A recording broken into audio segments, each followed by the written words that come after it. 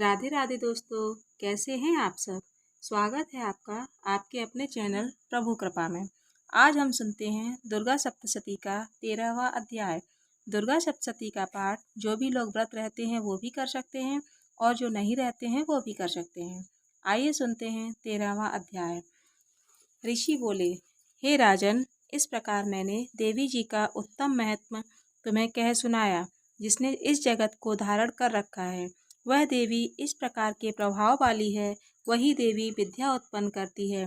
उसी विष्णु की माया ने ही, हे राजन, तुमको, इस वैश्य को तथा और भी विवेकवान जनों को मोहित कर दिया। यह पहले भी मोहित थे, फिर आगे भी मोहित होंगे। इसीलिए हे महाराज, तुम उसी परमेश्वरी की शरण में जाओ, क्योंकि वही देवी इस प्रकार आधारित होकर मनुष्यों को भोग, स्वर्ण एवं मोक्षादि प्रदान किया करती है। मार्कंडेय जी बोले, इस प्रकार ऋषि के वचन सुनकर उस राजा सुरथ ने प्रशस्त व्रतों का पालन करने वाले महाभाग मेथा महर्षि जी को प्रणाम किया। वह राजा, जो ममतादायक राज्य के छिन जाने पर बहुत ही खिन्न हो चुका था, तुरंत ही तप करने चला गया। हे महामुनि, वह वैश्य भी तप करने चला गया। अंबिका के दर्शन के लिए नदी के किनारे बैठकर तप करने लगे। वह वैश्य देवी का परम उत्तम सूक्त का जप करने लगा। इस प्रकार उन दोनों ने देवी आराधना के लिए नदी के किनारे मृत्तिका देवी जी की मूर्ति बनाई। फिर पुष्प, धूप, दीप, हवन, तर्पण आदि से धीरे धीरे आहार थोड़ा करते हुए निराहार होकर एकाग्रता से देवी जी में मन लगाकर एक चित्त होकर देव जी की आराधना करने लगे।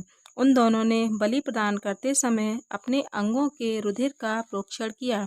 इसी प्रकार संयम पूर्वक 3 वर्ष पर्यंत आराधना करते रहे। तब तो जगत की धारण करने वाली देवी ने प्रत्यक्ष होकर दर्शन दिया और तब राजा से चंडिका देवी जी बोली, हे राजन कुलनंदन, तुम दोनों जिस अभीष्ट की प्राप्ति के लिए मेरी प्रार्थना कर रहे हो वह मुझसे मांगो। मैं प्रसन्न हूँ, मैं तुम्हें सब कुछ दूंगी। मार्कंडेय जी बोले, तब राजा ने तो दूसरे जन्म में अक्षय रहने वाला राज्य मांगा और इस जन्म में शत्रु सेना का बलपूर्वक नाश करके फिर अपने राज्य की प्राप्ति कर वर मांगा। वैश्य का तो चित्त संसार से खिन्न हो चुका था, इसीलिए उस बुद्धिमान ने उस ज्ञान का वर मांगा जिसके द्वारा संसार की अहंता ममतात्मक आसक्ति नष्ट हो जाए। देवी बोली, हे राजन, थोड़े दिनों तक तुम अपना राज्य पालोगे, कठिनता के बिना ही अपने शत्रुओं का नाश करोगे, वहीं पर तुम्हारा राज्य स्थिर हो जाएगा। फिर देहांत होने पर सूर्य देव के अंश द्वारा जन्म पाकर इस पृथ्वी पर आप श्रावणिक नाम के मनु होंगे।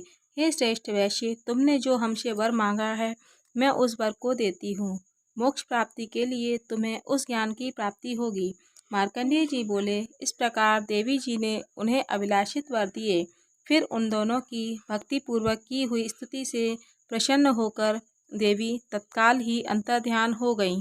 इस प्रकार वह क्षत्रिय श्रेष्ठ सुरथ देवी से वर पाकर फिर से सूर्य उत्पन्न होकर श्रावणी नामक मनु होगा। 13वां अध्याय समाप्त। दोस्तों, इसी तरह के व्रत व कहानियों की विधि एवं कथाएं सुनने के लिए मेरे चैनल को सब्सक्राइब कीजिए और कमेंट करके बताइए कि आप आगे कौन सी कहानी सुनना चाहेंगे। वीडियो देखने के लिए धन्यवाद। राधे राधे।